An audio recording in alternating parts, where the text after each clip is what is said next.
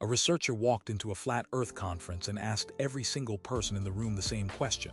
How did you get here? Not geographically, ideologically. Nearly all of them pointed to one website. Not a secret forum, not a dark web manifesto. YouTube, the most watched video platform on the planet, quietly built the world's most effective conspiracy recruiting machine, and the craziest part, it wasn't even on purpose. Folks, let's talk about the most bonkers case study in modern internet history. The flat Earth theory, the belief that our planet is not a globe but a flat disk, surrounded by an ice wall, with NASA and every world government conspiring to hide the truth, should be a historical footnote, a relic of pre-telescope thinking. Instead, in the 2010, it experienced a full comeback. Flat Earth conventions started selling out. A community of millions formed online, and the engine driving almost all of it, YouTube's recommendation algorithm. This is the story of how a platform built to share cat videos accidentally became the world's biggest flat Earth recruiting center, and what happened when it finally tried to stop. Get a load of this. This isn't some fringe suspicion cooked up in a basement. This is peer-reviewed, documented, academically studied fact.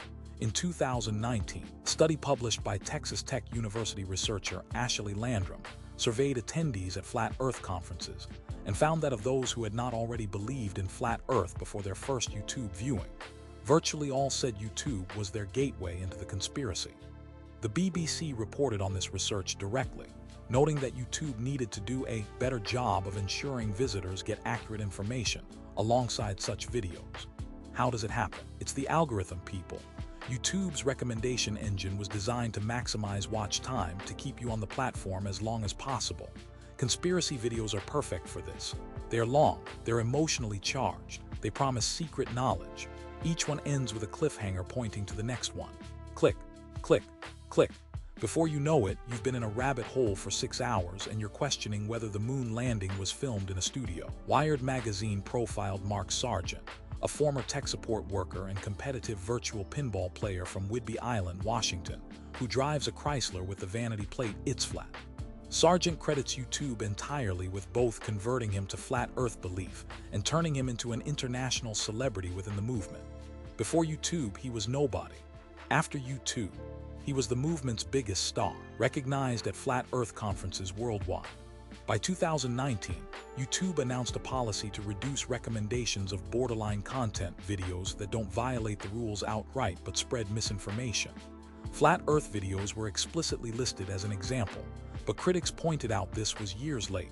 The damage had already been done, and enforcement was inconsistent at best. Now, not everyone is pointing the entire finger at YouTube and calling it a day. Some researchers and media critics say the platform is a symptom, not the disease. Dr. Kate Starbird, a crisis informatics researcher at the University of Washington, and others in the misinformation studies space argue that YouTube's algorithm amplified existing conspiratorial tendencies in human psychology, but that the beliefs themselves were already there, waiting for a delivery mechanism. YouTube didn't invent the flat Earth conspiracy, it gave it a megaphone. There's also a genuine debate about platform censorship. When YouTube began suppressing flat Earth videos in its recommendation engine, free speech advocates argued this set a dangerous precedent. Who decides what is borderline? Today it's flat Earth. What's next? Suppression of legitimate scientific dissent. The line between misinformation and minority viewpoint is not always clean, and YouTube's opaque algorithm makes it nearly impossible for outside researchers to audit what is and is not being suppressed at any given moment. Others note that YouTube's demonetization policies hit debunking channels just as hard as the conspiracy channels themselves, punishing the very creators trying to push back on misinformation because their videos contained words like flat Earth or conspiracy in the title. If you're fighting the fire, you get sprayed with the hose too. Classic. All right, settle down everyone. I have a special guest. Goes by Tinfoil. Tinfoil, the people have gathered. Tell them what you told me. I appreciate the platform. Let's start simple. YouTube isn't just passively spreading flat Earth content. The algorithm actively rewards it.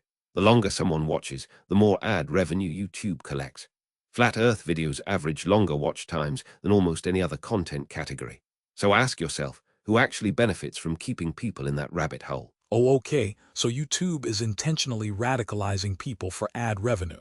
That's where we're starting. I said the incentives align. That's not the same thing.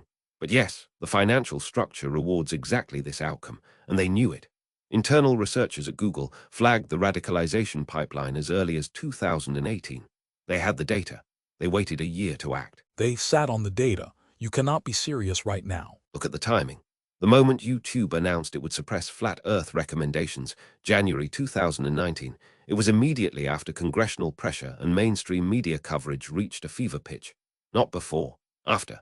They didn't act on principle. They acted on PR. Okay, that one I actually But surely it's just bad timing, right? Coincidence. Sure, next theory. The flat Earth community itself says NASA controls the counter-messaging on YouTube. You'll notice that every major flat Earth debunking channel mysteriously gets boosted in recommendations right after a major flat Earth video goes viral. Almost like someone's managing the narrative. Oh, we're doing NASA now. Fantastic. NASA is running a YouTube counter-ops program from their Cape in Florida. I'm asking you to notice a pattern. The documents show YouTube uses something called authoritative sources boosting. They manually elevate content from organizations like NASA and major news outlets after conspiracy spikes. That is literally in their policy documentation. Is that editorial intervention or is that curation? Depends who you ask. That's actually a real policy. Okay, that's real. But it's not a conspiracy, that's just Follow the money. Google's parent company, Alphabet, has satellite contracts. Satellite technology depends entirely on a spherical Earth model for orbital mechanics.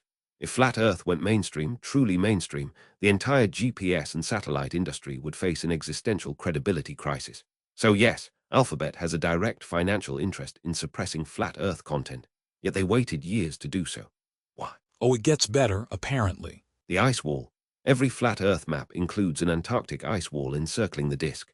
The Antarctic Treaty, signed by every major world government, restricts civilian access to Antarctica. Ask why. Because it's a frozen continent. You're telling me every government, the US, Russia, China, countries that genuinely hate each other are all cooperating to hide a wall of ice. I'm telling you to look at the treaty, and to ask why YouTube never once recommended a video showing actual independent verification of the Antarctic coastline. Not once.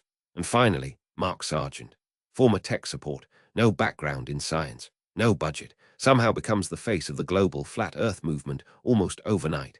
His early videos were boosted to millions of views with almost no subscribers. You think Mark Sargent, the man with the It's Flat license plate, is a plant?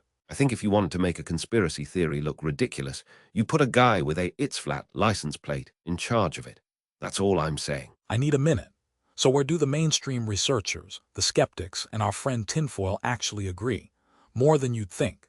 Everyone agrees that YouTube's algorithm was a primary vehicle for the explosive growth of flat Earth belief in the 2010. The BBC reported academic research, the Wired investigation, and the conspiracy community itself all point to YouTube as the main on-ramp. Everyone agrees that YouTube's response was late. They acted in 2019 after years of documented radicalization, and only after significant external pressure. Where they diverge, mainstream researchers say it was negligence and misaligned financial incentives.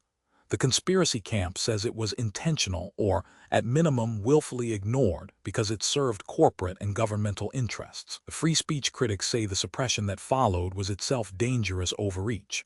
The academic research also found something uncomfortable. Flat Earth belief doesn't exist in a vacuum. People who fall into flat Earth YouTube rabbit holes often already distrust institutions, governments, NASA, mainstream media. YouTube didn't plant that seed. It just gave it water, sunlight, and a turbocharged fertilizer delivery system. All right, here's the honest truth, and I say this as someone who finds all of this deeply aggravating. The Earth is, demonstrably, unambiguously, measurably a sphere. This is not up for debate. We have satellite imagery, GPS systems, circumnavigation, horizon curvature measurements, the physics of gravity, centuries of astronomy, and the fact that you can literally watch ships disappear hull first over the horizon. The flat Earth theory does not hold up to any rigorous scientific scrutiny. Full stop. And this isn't important, but the story of YouTube and flat Earth is a genuinely serious case study in how recommendation algorithms can amplify fringe beliefs to a massive scale, regardless of their factual merit. The research is real. The mechanism is documented. YouTube built a system that optimized for engagement over accuracy, and it demonstrably converted ordinary people into flat Earth believers. The platform's 2019 policy change was real progress, but it came late, it's inconsistently enforced, and the underlying engagement maximization model that caused the problem in the first place is still largely intact. As for the conspiracy within the conspiracy, that Alphabet is secretly managing the narrative. The simplest explanation remains the most likely. A corporation followed its financial incentives, made a mess, and cleaned it up only when the PR heat got too hot. Malice isn't required when profit motive explains everything. The real lesson here isn't about the shape of the Earth. It's about who controls the algorithm and what they're choosing to do with it. That's the Flat Earth file officially closed, unofficially wide open. Drop your theory in the comments. Hit subscribe if you want the next classified briefing, and remember, the truth doesn't care if you believe it.